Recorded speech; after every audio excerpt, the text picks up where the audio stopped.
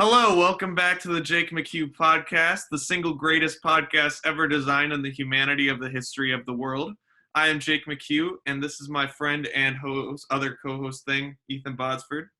Today we are going to be talking about amazing, diverse list of topics, including what we think is, or what we're hearing and what we think about what's going to happen after quarantine, recording, different things like that, increasing quality of content, and also dreams, what's on our minds, and we're even going to touch on some songwriting tips at the end and a songwriting prompt. One thing we're going to be doing next week is a Q&A. So for the next episode, there will be a Q&A, which was Ethan's idea, and so we're going on with that. And it's also going to help us fill up some time. So some new changes. We'll have a Q&A. We're going to add in a what's on our mind section, a songwriting prompt. So just some more structure going on here because we're learning. And I think we're just going to dive right into it. What do you think, Ethan? I'm totally fine with diving in. Yeah, let's do it. All right. How you doing today? I'm doing all right, man. I got a little surprise today, so that was really cool. How are you doing? Good. You're talking about the toolkit, right? Yeah. My dad surprised me with that, and that made me really happy. So, yeah. Good. So everyone wish a happy belated birthday to Ethan Bodsford. And I hope you enjoy 21. Very much so. All right. So the first thing we're going to talk about today is what is the music world going to look like after quarantine? And I'm going to talk about my own guesses as well as what my professors have said. And not that anyone has any idea because of the situation. It hasn't happened before. But just to try to put something together in a way that we can formulate some sort of plan after this all ends. And I'm actually going to let Ethan start with what he thinks is going to happen, and then I'm going to give in my own thing about that. So go ahead, and what do you think is going to happen with the music world after quarantine?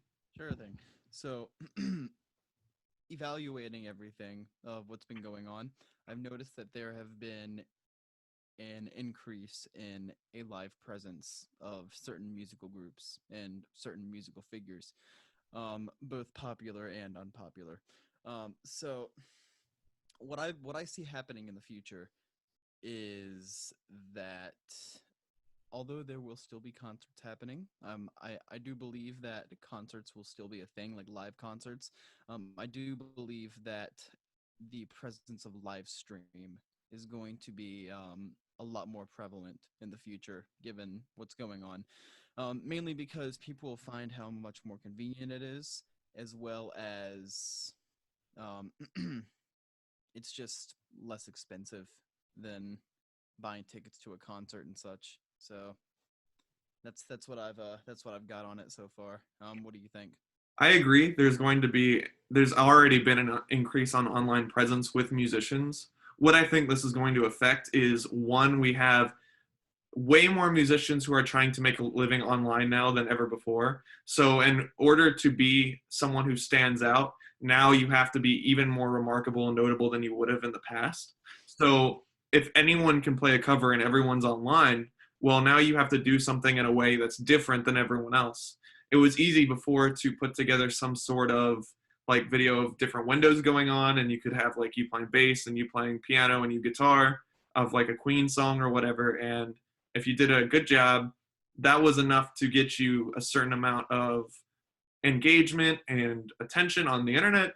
But with so many people putting content out like that now, there is way more supply than demand, I think. So with that, I think there is definitely going to be an increase, especially with the tip jar edition things I've heard about with both on Facebook, YouTube, and I don't know if it's on YouTube, but it's definitely on Facebook and Instagram. Yeah. But I don't think that will be a way that people will be able to make money. What do you think? So I've actually seen a lot of musical groups, solo artists that are live streaming their performances, musical groups that are live streaming their performances. I see a lot of them using that tip jar method. I've seen a lot of them posting their Venmo information online as well.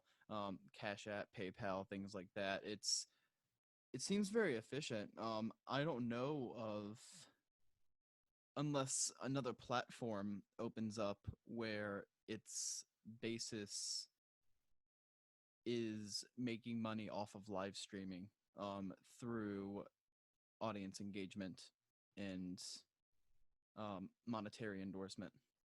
Yeah, I think one thing I caught on to, and I'm debating actually starting doing on my own, but I haven't looked into it yet. I think Twitch streaming is going to get more popular Oh because yeah. that has already been that entire platform is just set up for live streams. So Yeah. Instagram has live streams, but half the screen is covered up by hearts and everything else. You can't even see what's going on because it's like chaos in front of everyone's face. But on Twitch, it's a platform designed for that. So that will be an interesting change, I think. People will make money for sure online, but it will not be as easy as it would be in a place where there's limited supply for demand. So if you're playing in bars, even if you're not that great, if you're in a small town, you've got only 100 bands maybe in the whole town. Maybe a really small town's going to have less than that and less than that, but there's going to be a higher chance of you being seen just by the local community, which now there isn't. Or if you're a music teacher in those communities, then you definitely have a higher chance because if you're the only person that teaches timpani in a town, you're going to have a lot of students. Mm-hmm. I think live concerts will come back, but they will be affected by this in ways that we don't know yet. My hope is that I don't want to see these come back in a way where people are afraid to go to them. But I don't know how that's going to turn out. And I assume that, especially at first, that will happen. Um, so being kind of fatalistic about it, I think the best thing we can do is try to find new ways to make money using what we've already learned. Yeah. Okay. Yeah, I can see that. Absolutely. That's actually something I haven't thought about is the possibility of people being uncomfortable with the idea of a live venue after this is all over. That's actually a really good point that I didn't think about. Yeah, I know. After going to there was a optional meeting our school held online, and they were basically talking about exploring the possibilities of holding outdoor concerts because of this. I don't know if it's going to happen. I don't know if how serious of a thing that is they're exploring, but they mentioned it in a live stream, so they at least crossed their mind a few times. Um, I think other ways musicians can make money or find ways to put their skills to use is if you have abilities to do recordings and things like that, that is a good way for you to be able to get on a team that needs help with the production side of things. So that would be an advantage for Ethan. Um, Other musicians might be able to go on more the side of doing music for companies, so songwriting, stuff like that. And another option would be just trying to find your strengths and things you've learned, maybe even in not a musical way, to go get work. Because I don't know if poor people in a country where there's no jobs right now are going to be able to afford to pay a lot of money for music in a place where they were already stealing music online. Um, so that is one thing I'm thinking about. And the other thing that brings me to, and I want to start doing heavily, I feel like I'm doing an okay job, but it's getting better every day, is building a brand. Something I think about a lot is a Seth Godin quote where he says, if Nike built a hotel, you know what it would look like. But if Hilton Inn and Suites or Holiday Inn made a shoe, you wouldn't have any idea of what it would look like. Because every one of those like high mid-range hotels looks exactly the same inside. Where Nike has an entire story and an entire brand and an entire emotional feeling you think about it based on their political stances they've taken. Not suggesting you take a political stance with art, but just these different things that they've done. They've set out their values. Their shoes mean something to people. And I think that is something we can learn from and do with our music or our songwriting or our whatever. So I think brand is definitely important to build right now and can help you in other places. Right. And mainly because brand is something that you can very easily do online. And right now, doing things online is king. So you might as well take advantage of it now while you can before something new comes out. Yeah, yeah, I completely agree. Because right now, this is the new thing, but TV was the new thing before. So one day this will be replaced by something else. So, maybe Instagram isn't the platform that has organic reach anymore, but people, Gary Vaynerchuk, people like that are suggesting TikTok, LinkedIn, these places where there's kind of an infatuation with them still left that there isn't left on Facebook. So I think that is one thing. And I think brand also, it's important to note, goes deeper than what color coordination you use in your videos. It's not a logo, it's a story. Is something I think about a lot. Like, you don't want, if you use, there's 1,000 people on the internet that have like a black and white feed of Instagram pages. You just go through their posts and they all look the same. It's branded, but you don't feel any connection to them the same way you would with someone that their branding is their story. Especially because if you do something when you're young, like make a logo and you don't want to be attached to it, that's something you can change later on. One thing I wanted to talk about beyond this is what I think this will do to people's goals. Ethan, what do you think this is going to do to your own goals? Do you think it's going to set you back or what? As far as everything that's been going on. Yeah. Yeah. So as far as what my goals are, I don't think it'll affect it too bad. Since I look into entering the movie industry, I'm going to be sitting in a studio working pretty much all day. So that aspect of it won't be as affected that much. However, one thing that I found was very interesting is it's starting to look like the movie theater industry is going to shut down after this. AMC's stocks aren't looking good right now. It's starting to look like they're going to have to shut down after this quarantine. I don't know if box office numbers are going to affect how my career pans out. I'm definitely not going to assume that it won't be a factor, just in case. But in conclusion, I see it affecting me. I do see it affecting me. I just don't know how yet. It's a situation in which I'm going to have to wait and evaluate the current situation before I can make a decision about that. Yeah, I agree. I was actually going to mention the AMC thing because theaters have taken a huge hit from this. And I wonder, too, how that's going to affect when we get into live performances. Is that something that's going to become more intimate? So right now there are different services you have online where you have Uber that'll pick you up, and that's more intimate than a taxi because you can see who it is that's going to pick you up and everything. And you have DoorDash, which will come and pick food up for you, right, Ethan? Yeah. So you don't even, that's delivery now from any place you want, whereas before it wasn't. So I'm curious to see someone develop some sort of thing like that. If I were to guess, I could see it being really interesting for people to combine skills for like a combined package of things you could go do on a night where the musician comes to your house. So maybe you know how to cook and you know how to play music. So you come to the person's house and the whole night is $150 or whatever. I don't know how much you would be worth, but whatever your worth is, it would be that much. And then the cost of the supplies to do it. So like the groceries, if you're doing something like that. But what would end up happening is you could have like a night at an in-home concert, invite your friends over, and then everyone would pay for however much that would be. You'd all see it, or it would just be an intimate family concert, And then instead of the experience being you on stage and them far away and you don't get to talk to them as much, it's a personal experience. You hang out with the people, you connect with the people. Maybe you even combine things so the night could be like a 5-hour event. So you cook dinner, if that's something you know how to do.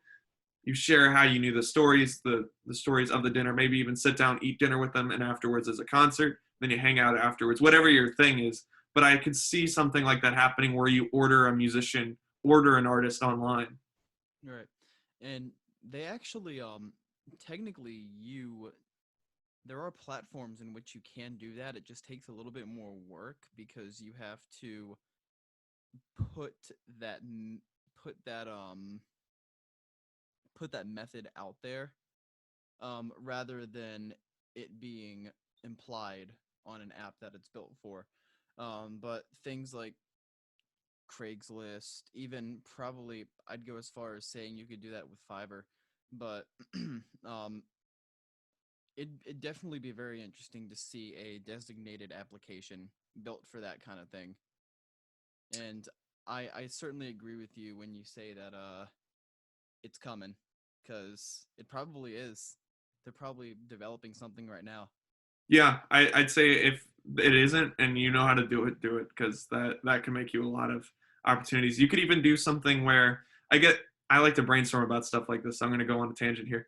For me, I would do like maybe you take 10% or you have a 10% added to the price that you would take in, whatever the percentage is. I'm just making stuff up. But the thing is if someone shares your app with them, you take the 10% off the cost. So people get 10, 20, whatever percent off just by telling their friends about the app. And the way you could set it up as an artist is you would have a profile and you would have different packages. So you could have like the dinner and a movie package, or I don't know, maybe you're an actor. So dinner and a movie. So you act out like a theater play and then you cook dinner. Or maybe you are like a musician who knows how to paint. So there's like a painting section and a concert section like that. Or you tell good stories and that's your thing. You're a comedian, you do comedy. Maybe you only do one thing, but you could do different sets. So you can list off what your set was so they know exactly what they're getting. And if you did combinations, you could do food and music. I will cook this meal for you, provided that you cover the cost of the food on top of everything else. And I will do the show for you. And these are the songs you're going to hear. And here's how long I'll be here. Here's what we're going to do together. And so you could do different tiers. So half an hour, 5 hours. Stay at your house tier, $2,000. I don't know. Like Katy Perry hangs out with you for 2 days, $2 billion. I don't know. Whatever that would cost. So I think there's going to be some changes with that. Just because I see it difficult to get large groups of people together. And that would be a way where you could target groups of people that weren't immunocompromised in a really easy way. Because just by signing up to go, you're already having people that are safe to be around or feel safe. Those are the people you want to be around, whereas you could, I guess, if you cared, upset people in a crowd. If you're playing like on the side of the street busking and people crowd around you, it could cause drama. So I don't know how that's all going to pan out, but I see some new technology being invented for that, and I think that'll be cool. But I do think in the meantime, having some sort of thing figured out as to how to use your skills in other ways, or if you know how to do something else, be prepared to, because I don't know how people are going to with no money. I want to talk about recording because I just did a very painstaking recording last weekend, which is why there's been a shift in the outcome or the output of my content. So last week I recorded a double bass YouTube video. So there's a classical double bass YouTube video on my channel. So check it out if you want to see me play classical double bass. And what this video did was it taught me a lot about recording, stuff like that. It was actually a really interesting process because when I first started recording it, it sounded like I was talking through my hand the whole time. And I couldn't figure out what that was. So what I wanted to share is kind of what I've done to figure that out. And since Ethan's a sound engineer, after I tell you what I did, he's going to explain what I did wrong and talk about what he does in recording basses and stuff like that. So I only have one microphone, and it is this microphone right here, a AKG P170. I actually have two, but I never use this one except to pretend I'm talking on it.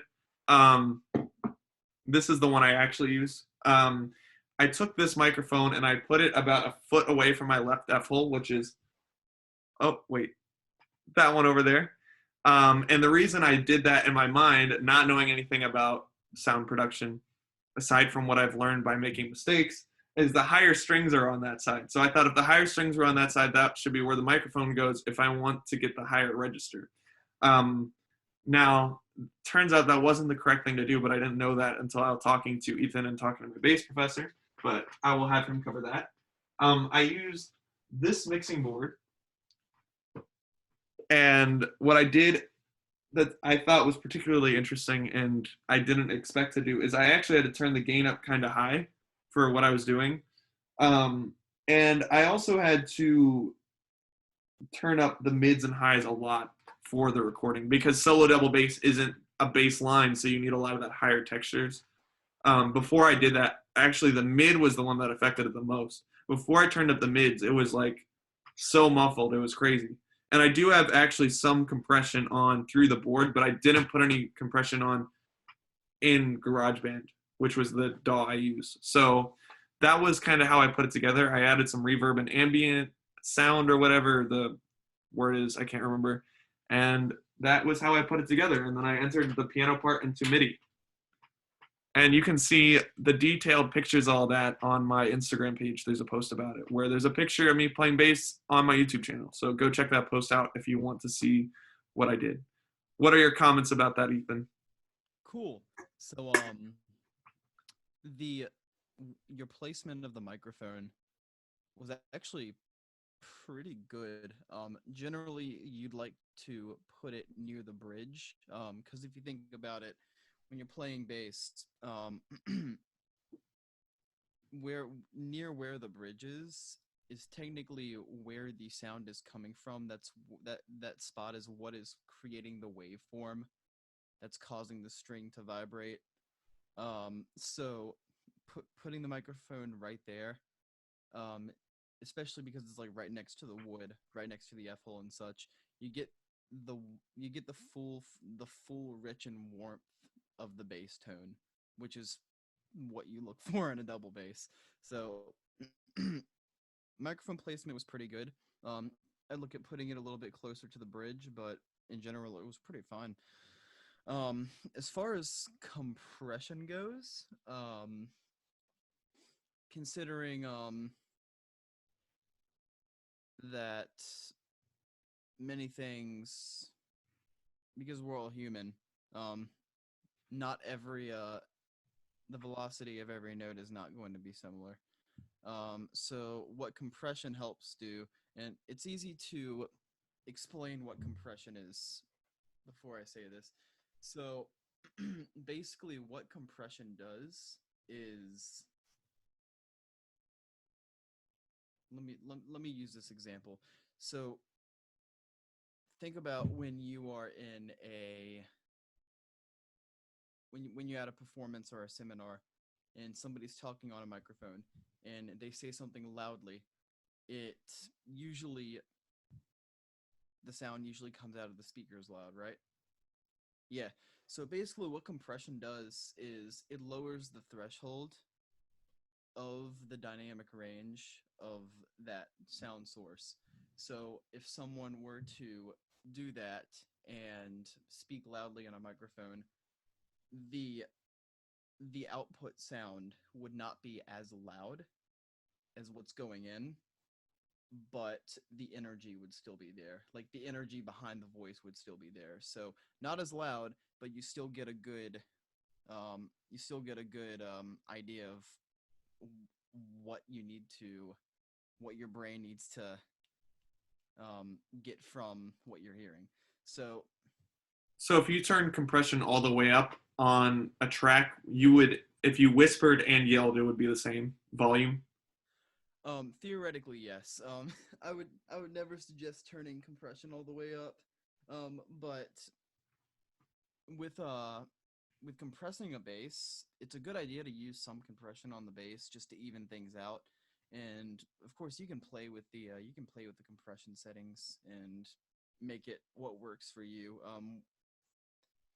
See what you think sounds the best, then step away from it for a little bit, like an hour or two, come back to it, listen to it again. If it still sounds fine, you're good. If it sounds not fine, fix it, and then you should be good.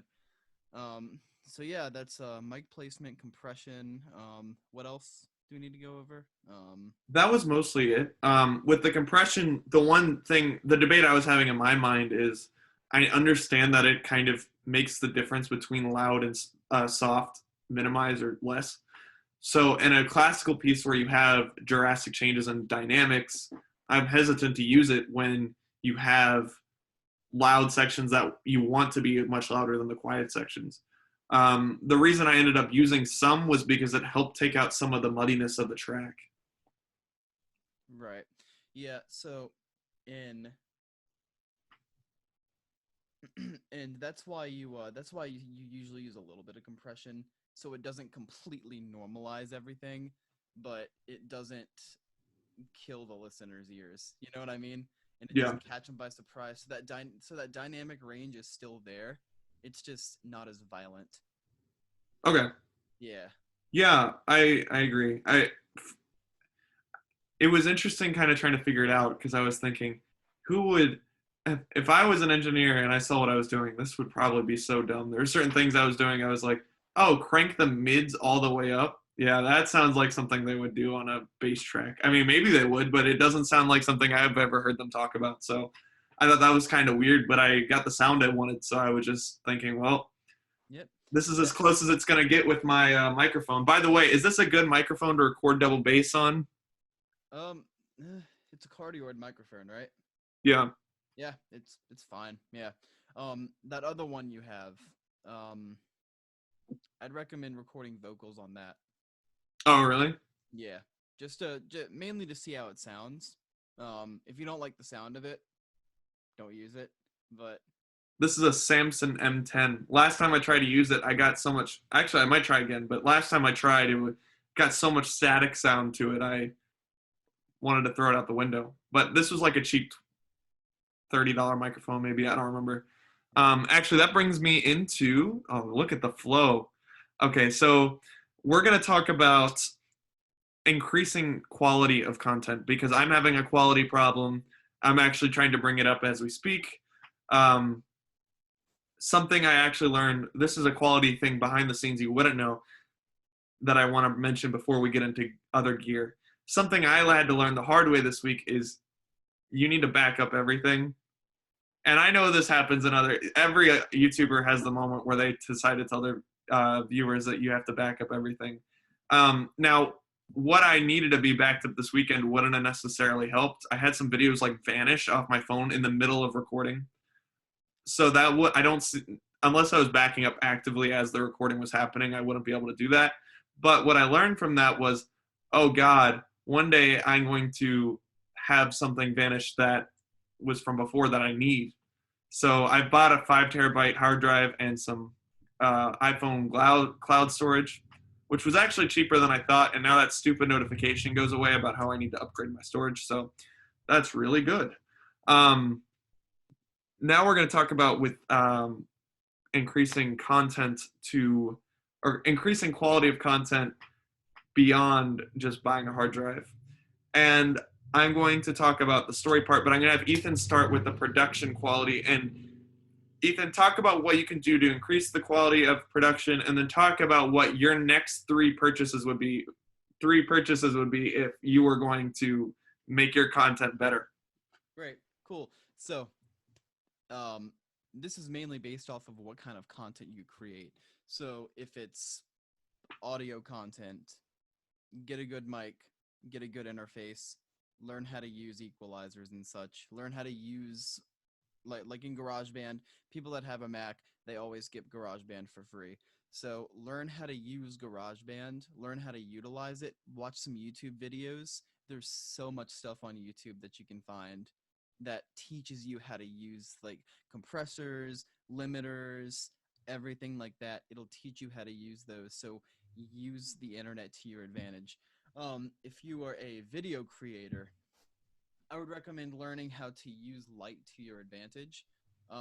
For instance, what's happening right now in my screen is a big no-no. You should not be having a whole bunch of light coming through the window. That's not good for production quality. So how would you change it?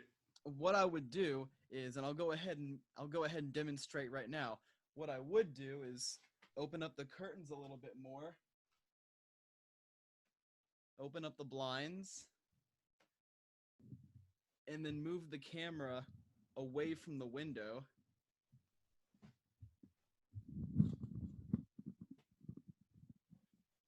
And with this, the light is shining on my face, but it's not in frame.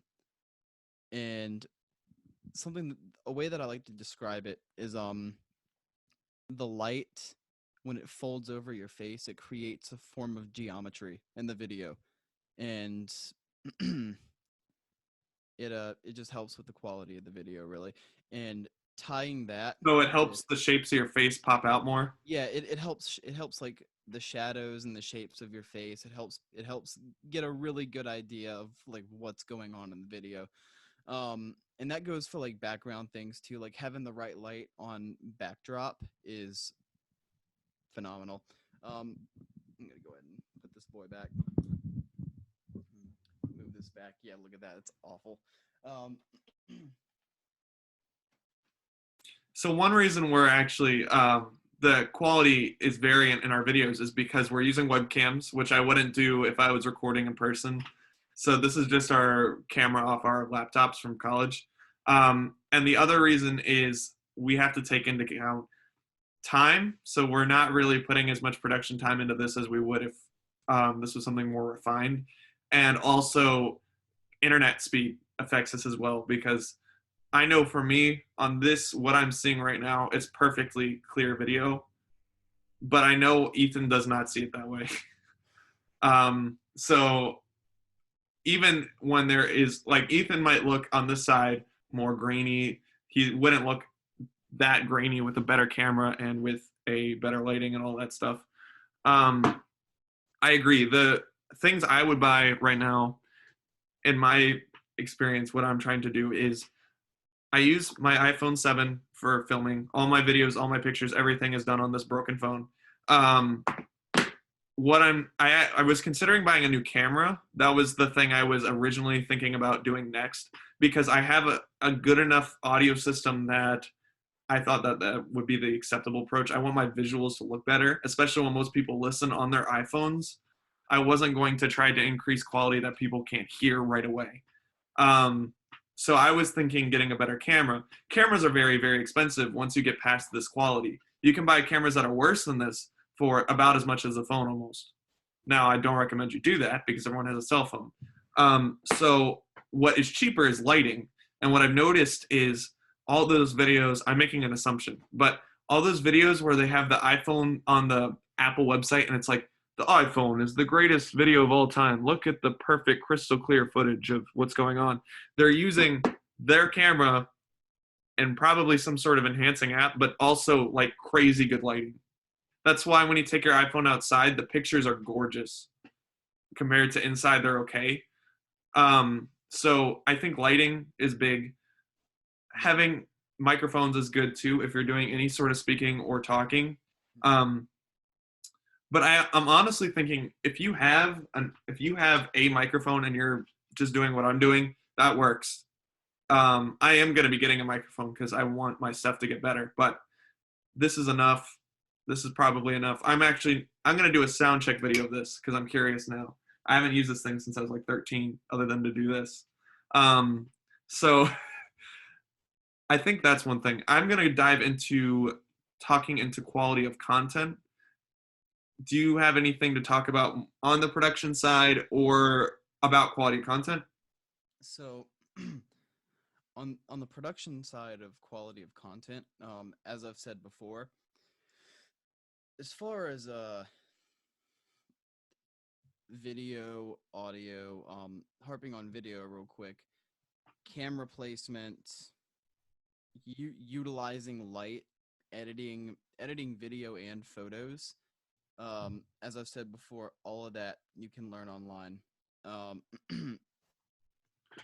like for one thing, that I watched an entire video on somebody had a silver foil sheet and a gold foil sheet, and he was able to take the light coming from the window, put the gold foil sheet up, and transform this side of his face to having a warm light draping across it when it was originally just shadow.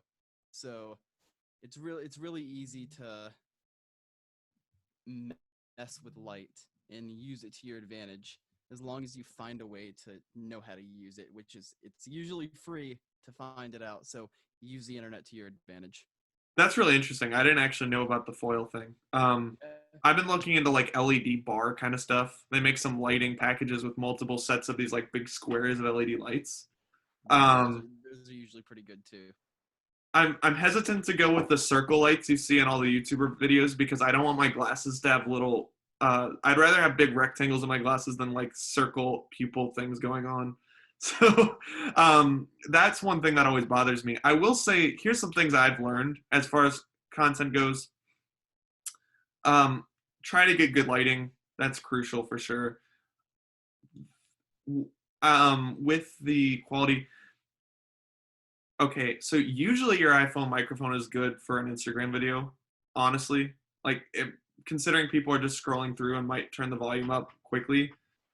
The one thing I've learned about that, though, is it's good if it's like this or if it's like here or whatever. But if you're recording, I had to learn the hard way in one of my videos. I took a video from like right here, but I didn't want to go through the process of editing the film and the audio together. So it was up here like this and I was playing piano. And so all of it just sounds like I'm talking through like into a bathroom. It's super echoey. The balance is off. So when I play piano and sing right in front of the microphone, it's fine usually. But realistically, it doesn't work that great if you take it to distance. For music, it'll work for talking. No one cares if you're just speaking. But if you're trying to get people to hear a song, they need to be able to hear it right. Yeah. Okay, so this is quality of content is next. Here's what I've learned. One, don't do what I just told you about. Two, one thing I keep making mistakes with that I'm trying to do better with, if you have a community of people, you want to engage with them. I keep going and like these kind of doing it and then kind of not doing it. I'm trying to get more consistent about that. And I think the way that you can do that in a non-draining way, because I think it's really important to go on to, if you're trying to build a group of people, you need to find the other people like you that do things like you and say things like you and believe. So to do that, you have to do a little bit of research because there's not a lot of people that are going to be as similar to you as the people in the same niche. So you got to kind of search hashtags and all that stuff if you're trying to build something online.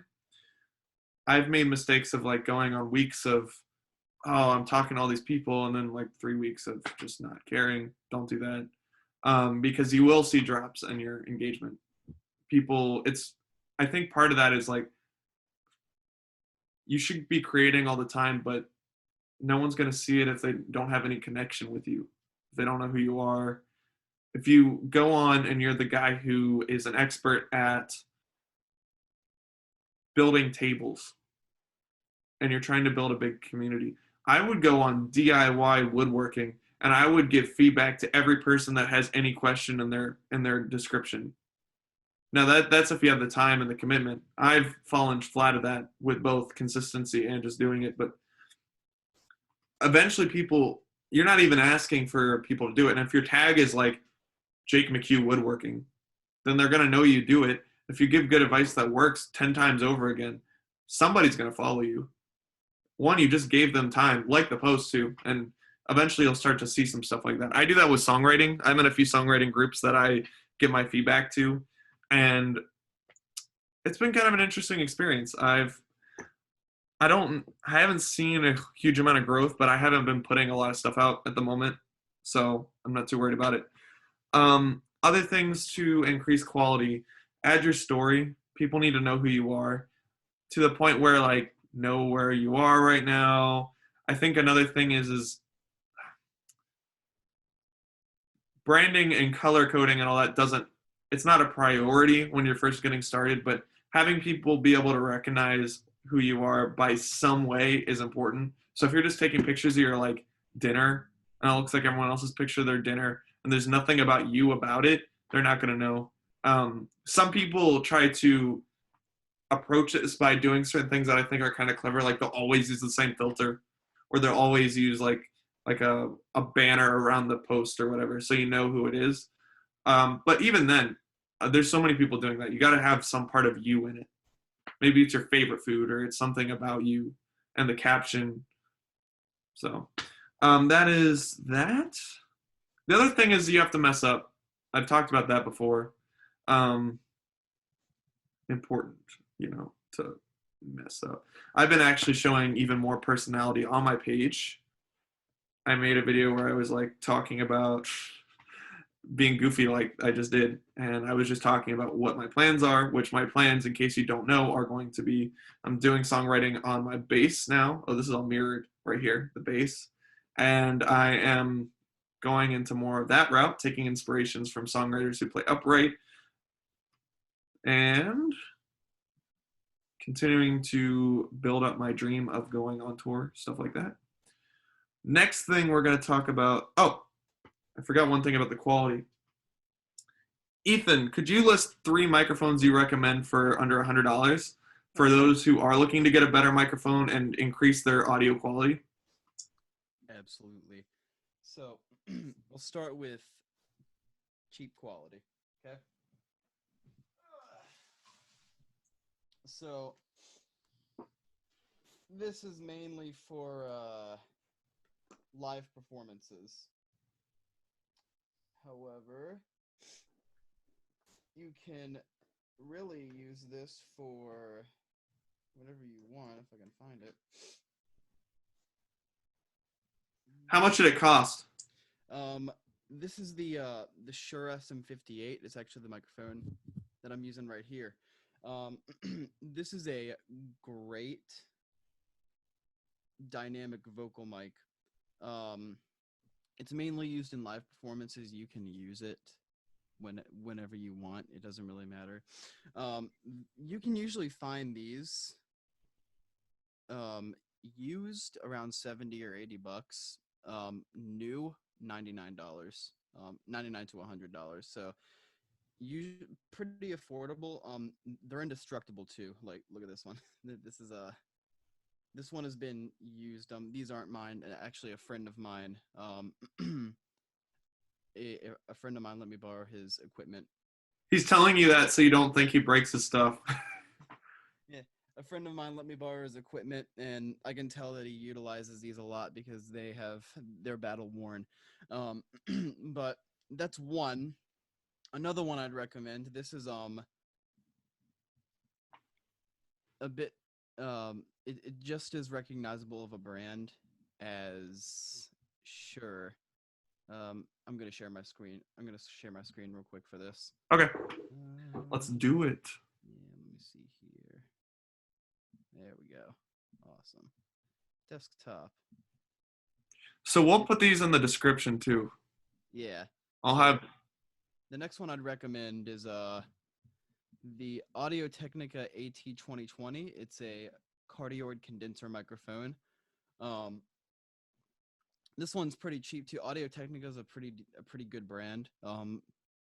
Just about as notable as Shure that made the SM58. And you see right here, you can get one in excellent condition. It's used, but it's in excellent condition for $68, and the shipping is $25 additionally, but it's still less than you can get it for new for like $119.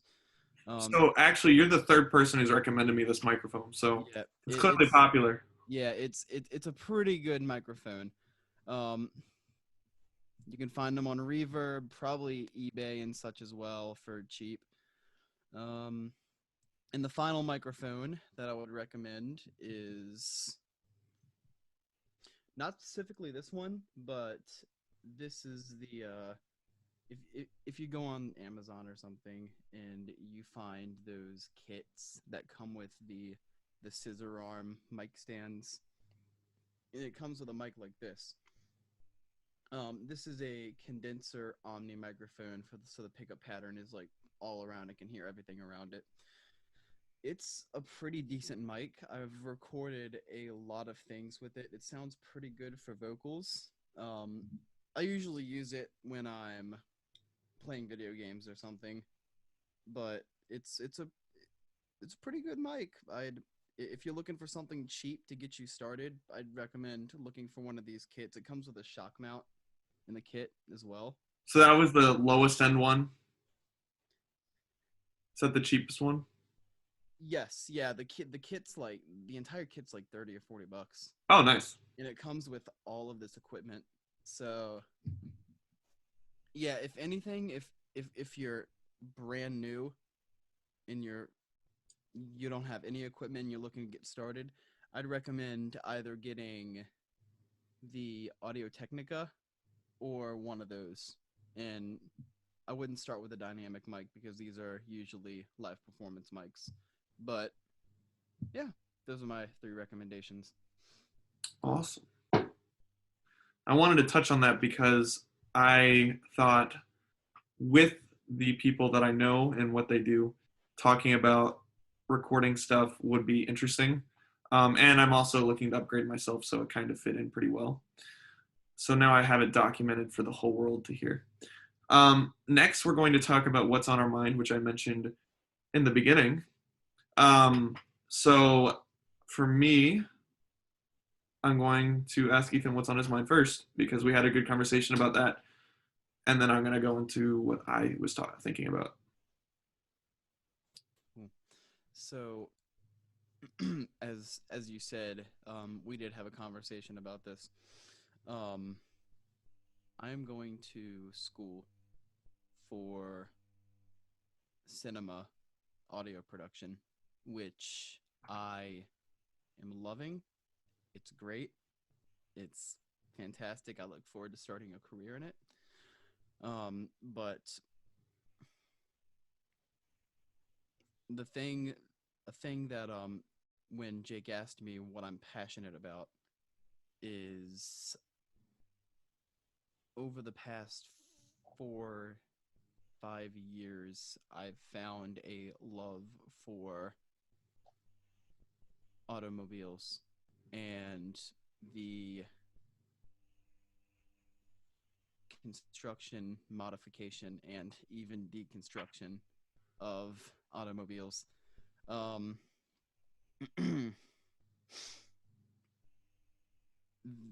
He asked me if I regret not going to school for it. Truthfully, I do. Only because until a couple years ago, I didn't realize how much I enjoyed it until I got my Subaru and I started doing dumb Subaru stuff. But yeah, that's really But aside from that, something that I've been thinking about and what I've actually spoken to Jake about is trying to balance cinema audio and car work. A good thing that a good part of the conversation we had is he asked me when I'm 89 years old or something like that, and I'm getting near the end, he asked me if I look back at my life, will I regret not becoming a mechanic? And what I responded with was that's a bit of a subjective situation. If I was able to live my life with the cars that I wanted to and I was able to carve out the time to work on the cars that I wanted to work on, then no, because that car shaped hole in my heart would be filled. But if I didn't have the time for that and I had like a couple Toyota Corollas or something that I putted around in, then yeah, I'd definitely probably regret it. But So what advice would you give to yourself if you were 18 about your situation? if I knew this about myself when I was 18, like at the level that I know now, I'd tell my 18-year-old self to really think about what I want to do before I do it. Because I'm not saying that I regret going to school for audio, because as I said, I love audio. I just regret not exploring the automotive world more. So yeah, that's what I tell myself. I tell myself to really think about it hard before I made a decision on what to do next. So Yeah, I like that conversation. I think the thing I got out of it that I've been thinking about a lot is um, when you really boil it down, what's your passions? And I told him for me, it was going out to eat and hanging out one on one with people.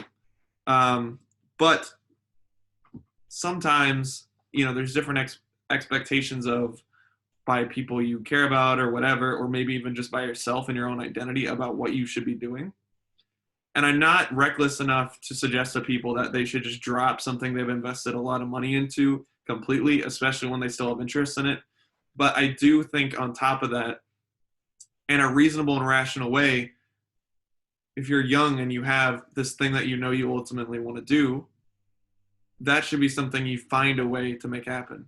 Because if you're in Ethan's position, that's something that he might not have a regret about later, because now he's recognizing he's interested in both of these things and he can go maybe change his mind, because changing your mind is fine as long as you're responsible enough to be able to deal with the consequences of it, um, which are going to be different for different people. I think where you need to detach from those consequences is just trying not to care about what other people think about what your decision is, especially if you're in a position where, let's say this is the other way around, or in a different, if there's not as much money involved. I think that's especially the case. Like if you're starting a podcast and you decide, oh, I'd rather spend this time doing something else, but I told all my friends that I started a podcast and now they think I'm going to be a famous podcaster. You shouldn't waste your time doing something you hate to please your friends.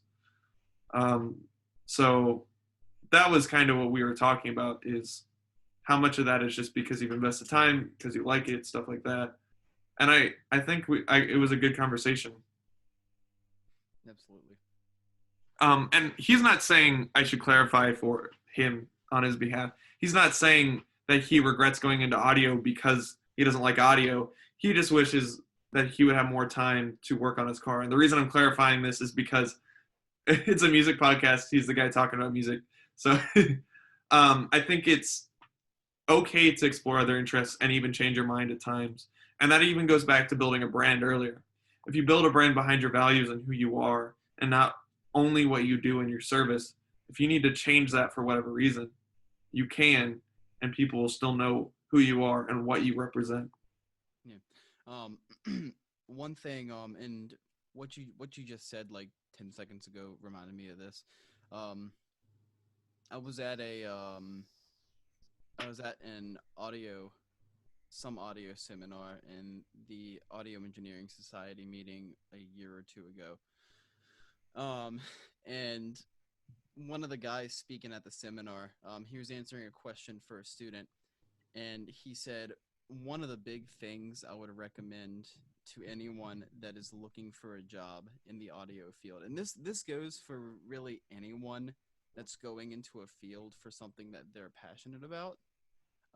He recommended get a hobby that isn't what you're going to work for, because you're going to drive yourself mad and you're going to end up not liking what your work is, regardless of the fact of whether you're passionate about it or not, if you're constantly doing it. and this is coming from an audio engineer who was in the business for 40, 50 years. Yeah, I think So, there's different ways to do that. I have a belief that I like the long game of things. So I'm one of the big reasons I haven't given up is because I have an opportunity now to be in an industry for my whole life rather than like sometime and then go do something else. So I've had different interests in music. And I think one way you can do that in times where you don't have as much time is you can explore the same topic in different branches. Um, because this is now my hobby, content creating, but it's all pertaining to what I want to do. So I'm still thinking, I'm still eating, sleeping, whatever. What is it? Eat, sleep, repeat, or some work, sleep. I don't know. I'm doing that with music. So that's kind of what I'm doing, and also my personality online, stuff like that. Um, but hobbies beyond that, I think that can be something. I think people put hobbies, they always approach them like, I have to make popsicle stick castles, like an activity or a hobby like that. But your hobby could be going out to eat. Like that's what I want my hobby to be. I just want it to be cheaper. So um, I think for that's kind of where I see it. Like if you really get energized by one thing, make sure you're also spending time on that so you don't get drained. But it doesn't have to be building popsicle stands or building toy trains or whatever. Um, and it can be something that builds up your other things. So Ethan does this podcast thing, totally a hobby for him in a sense because he's not making any money off of it. Neither of us are. And it's not even his project. So he's just kind of hanging on for the ride. It is his project because we're doing it together, but it's not his, this is on my channel, that kind of stuff. So yes, it has to do with audio because we're talking about music and we're using microphones, but we are not actively doing a recording right now. We're just having a conversation and recording it. So yeah, that's kind of what I think about all that.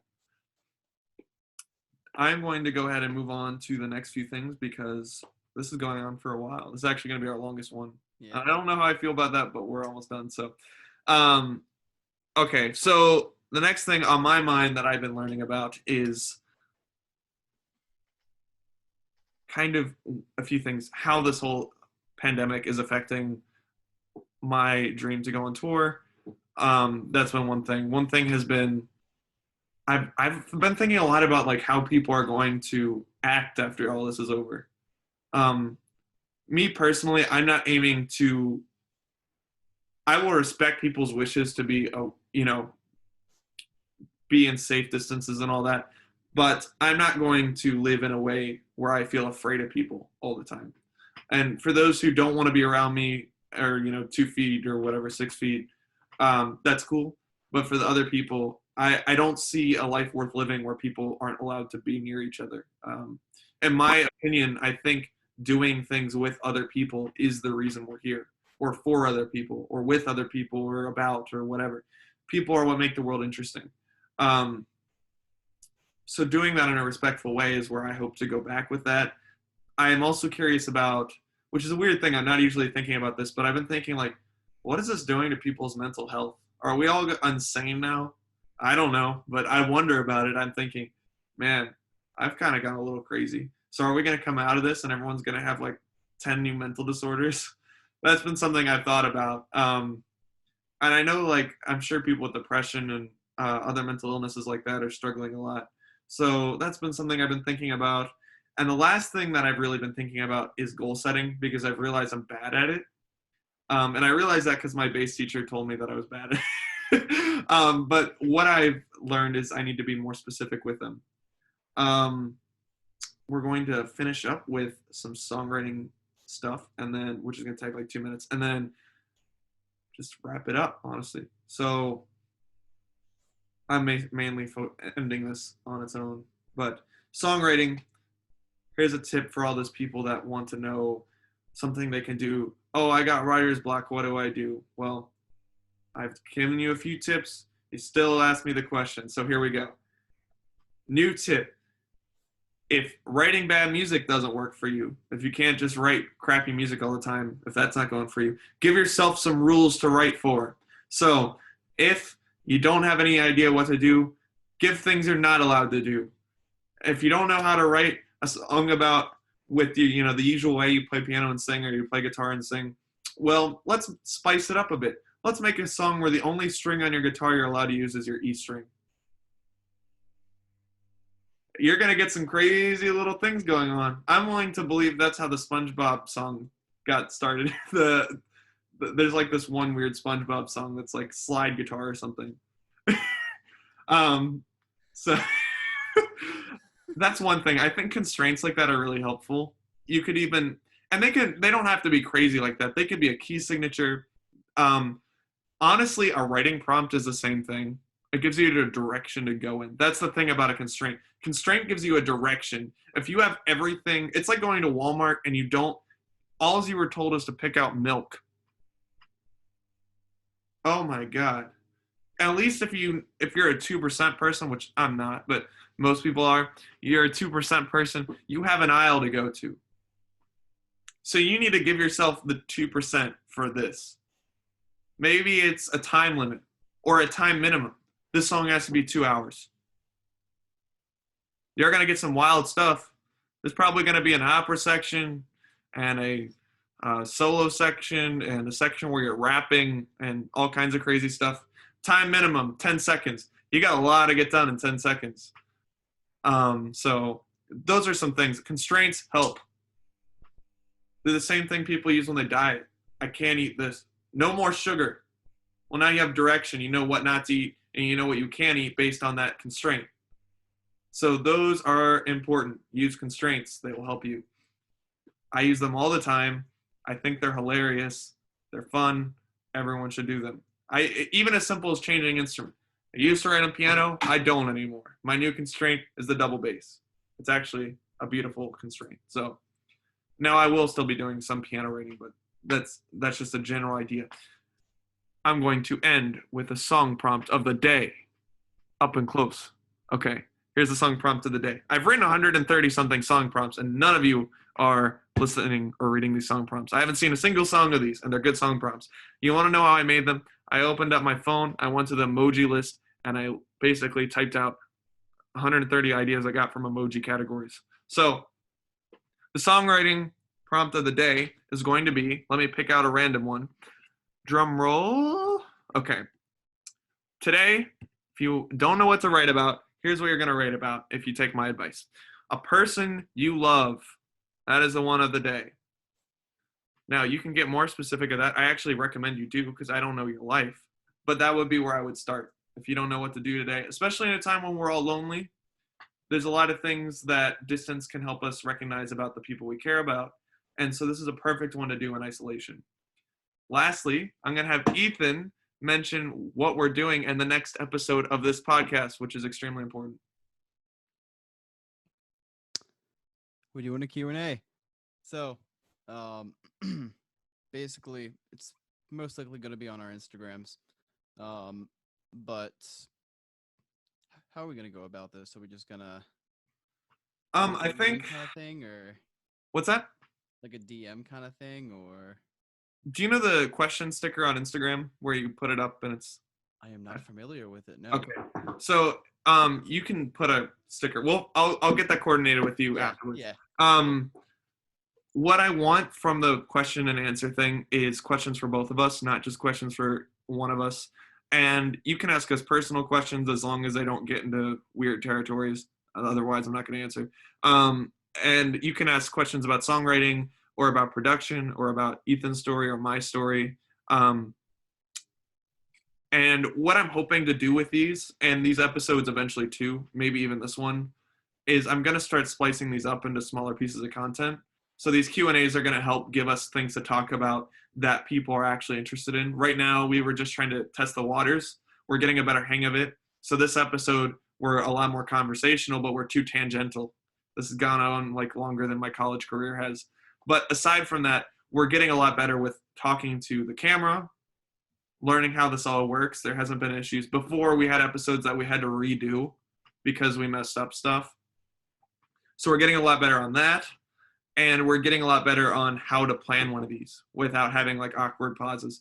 I think the first one, there was like a 10-second period where we both just stared at each other. Yeah. So, and I'm actually going to share with you something we talked about today because I think it's exciting. And it'll also help if you watch this and you make some sort of music or any other kind of, it has to be sound related, honestly, for this. I don't want to get into like popsicle stand making things, but if you do music, you're a songwriter, and you put out something, a video, we will have you on here. We want to talk to people that are doing things. I want to talk to people who are creating things. I like creators. Everyone in a world where everyone consumes and binges Netflix and binges Jake McHugh for 20 hours. No one's doing that, but except for my mom. But in that world, I want to talk to people who are making the things people are binging. Everyone right now is consuming content. I'm consuming content. Ethan is. Anyone who's watching this video is consuming my content. But if you are putting out an album, if you are putting out a single, I will completely for free have you on this podcast and we will talk about it.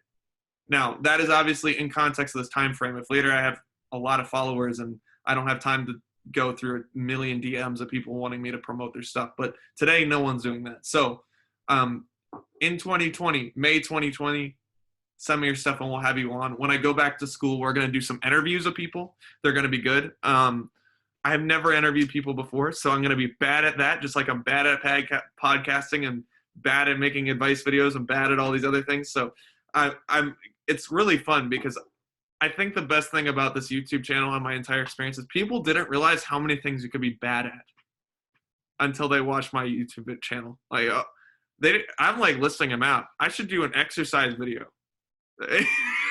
At this rate, we're like, how to do 1,000 push-ups by Jake McHugh.